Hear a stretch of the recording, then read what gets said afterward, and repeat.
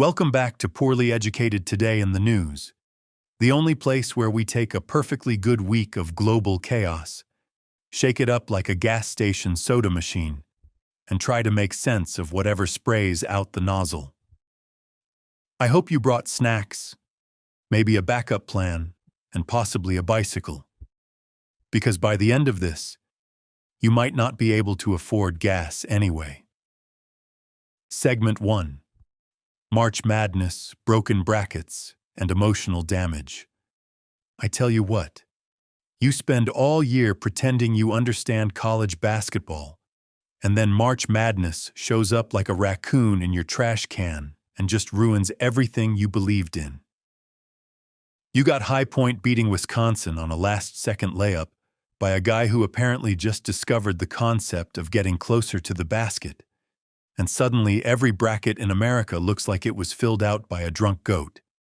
And I ain't saying I'm mad, but I had Wisconsin going far, which tells you everything you need to know about my decision-making skills in general. Then you got VCU coming back from 19 points down like they just remembered they had legs, beating North Carolina in overtime, and folks acting surprised like chaos ain't the whole point of this tournament. It's like betting on weather in Indiana. You know it's gonna change. You just don't know how bad it's gonna hurt when it does. And the real observation here is simple. Nobody actually knows anything. We just like pretending we do until a 12 seed shows up and humbles the entire country in about 2 hours. Segment 2. Hollywood wins awards while the world burns. Meanwhile, out in Hollywood, they handed out Oscars like everything's normal, which is impressive considering the planet currently feels like it's being run by a group chat with no moderator. You got one battle after another winning Best Picture, Sinners taking home awards, and a historic win for cinematography.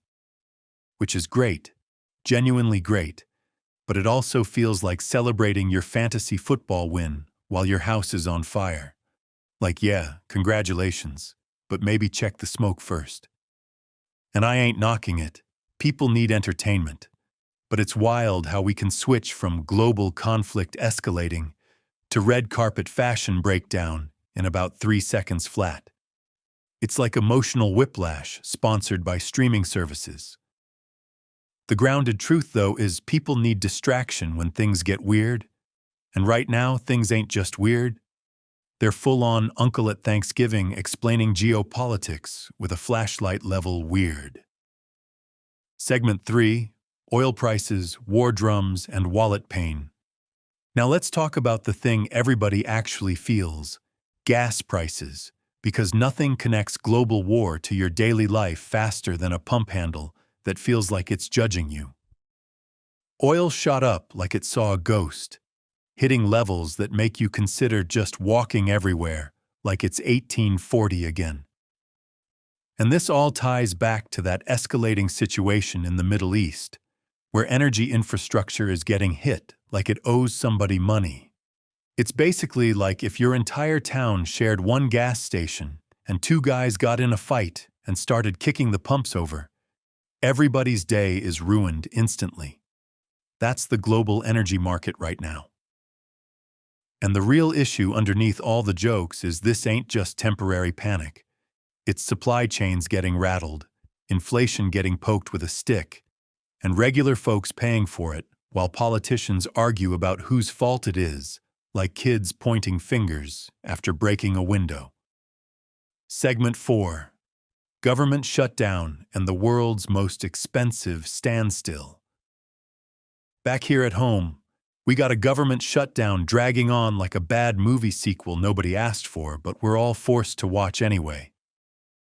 DHS workers are out here doing their jobs without pay.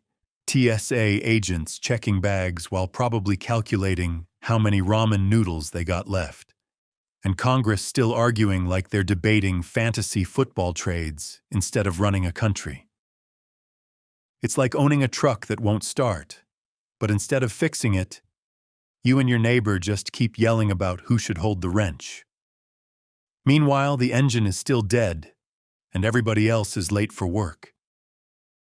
And the grounded reality is this kind of gridlock doesn't just look bad, it actually messes with real systems, travel, emergency response, security, things people rely on whether they think about it or not. Segment 5. AI taking jobs while also writing your emails. Now, over in the tech world, AI is doing that thing where it both excites people and terrifies them at the same time, like a raccoon that learned how to use a credit card. Companies are restructuring, software jobs are getting shaky, and suddenly everybody's acting like their job might get replaced by a robot that never sleeps and doesn't complain about meetings. And sure, they're pitching it like, this will make your life easier, which is exactly what I say before I reorganize the garage and make everything harder to find. But underneath all that is a real shift happening. Companies ain't just experimenting anymore. They're committing, which means the economy's changing whether folks are ready or not. And that's the part nobody jokes about until it shows up in their paycheck. Segment 6. Weather gone wild and nature losing its mind. And just to really tie the whole week together, the weather decided to lose its mind completely. You got a bomb cyclone dumping snow, knocking out power, shutting down flights, basically turning half the country into a snow globe somebody shook too hard. At the exact same time, the Southwest is out here breaking heat records like it's July, hitting temperatures that make you question if the calendar's broken. That's like having your freezer and your oven both malfunction at the same time, and somehow they're both winning. And the serious takeaway here is, this ain't just random weirdness anymore. It's patterns getting more extreme, systems getting stressed, and infrastructure struggling to keep up. Which is a fancy way of saying things are getting harder to predict, and when things get harder to predict, they usually get more expensive too. In conclusion, the world right now feels like it's running on pure chaos with a side of denial, where sports don't make sense, movies keep rolling, gas prices climb, government stalls, robots take notes, and the weather can't decide what season it is. And somehow, we're all just expected to keep going like nothing's happening.